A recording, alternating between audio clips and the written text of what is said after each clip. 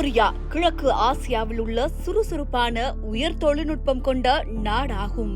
கடந்த பல தசாப்தங்களாக இந்தியா மற்றும் தென்கொரியா இடையிலான உறவு அரசியல், பொருளாதார மற்றும் பண்பாட்டு பரிமாணங்களில் அபரிமிதமாக வளர்ந்து வருகிறது. இன்று தென்கொரியாவில் சுமார் 17,000 இந்தியர்கள் வாழ்ந்து வருகின்றனர்.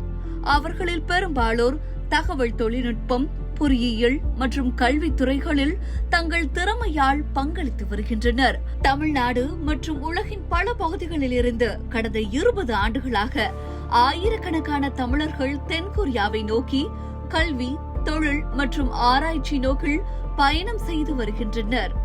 கொரியா மற்றும் தமிழ் பண்பாட்டிற்கிடையே பல ஆச்சரியமான ஒற்றுமைகள் காணப்படுகின்றன. இந்த ஒற்றுமைகளை முதலில் 1905ஆம் ஆண்டு பிரெஞ்சு மிஷனரிகள் குறிப்பிட்டனர். பின்னர் தமிழ்நாட்டை சேர்ந்த முனைவர் ஆரோக்கியராஜ் அவர்கள் மொழி, உணவு, கலாச்சாரம் ஆகிய துறைகளில் தமிழ் மற்றும் கொரியாவுக்கிடையேயான நெருங்கிய தொடர்புகளை ஆராய்ந்தார். பண்டைய இரும்பு காலத்தில் தமிழ்நாட்டிலிருந்து புத்த மதம் பரவியது. அத்துடன் கடல் வழி வணிகம் இந்த இரு கடல் நாடுகளையும் நெருக்கமாக இணைத்தது. இதுவே இன்றும் காணப்படும் பண்பாட்டு ஒற்றுமைகளுக்கான ஆதாரமாகும். இந்த வரலாற்று இணைப்பை மேலும் வலுப்படுத்தும் நோக்கில் 2024 அக்டோபர் 5ஆம் தேதி சோல் நகரில் தென்கொரியா தமிழ் ஆராய்ச்சி அமைப்பு SKTRA எனப்படும் ஸ்கெட்ரா நிறுவப்பட்டது. அமைப்பின் தலைவராக செஜாங் பல்கலைக்கழக பேராசிரியர் முனைவர் சே ஆரோக்கியராஜ், துணைத் தலைவராக கவிஞர் சகாயா டோர்சியஸ் மற்றும் செயலாளராக முனைவர் ஞானராஜ் தேர்வு செய்யப்பட்டனர். ஸ்கெட்ரா இரு நாட்டு கலாச்சாரங்கள், மொழியியல் மற்றும் சமூக மதிப்புகளுக்கிடையே நட்புறவை வளர்க்கும் பாலமாக செயல்படுகிறது.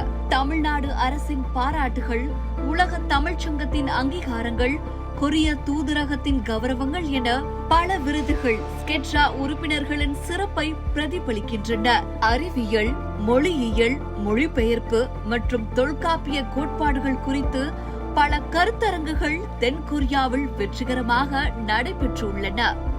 வரும் நவம்பர் 8, 2025 அன்று உலகளாவிய முதல் திருக்குறள் மாநாடு தென்கொரியாவில் நடைபெற உள்ளது.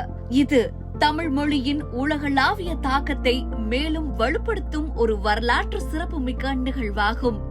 கடல் கடந்து இணைந்த இந்த ஒரு பண்பாட்டின் கதை தமிழும் கொரியாவும் ஒரு இருதய துடிப்பு போல நேற்றையும் இன்றையும் இணைக்கும், நெஞ்சை நெகிழ செய்யும் உறவு.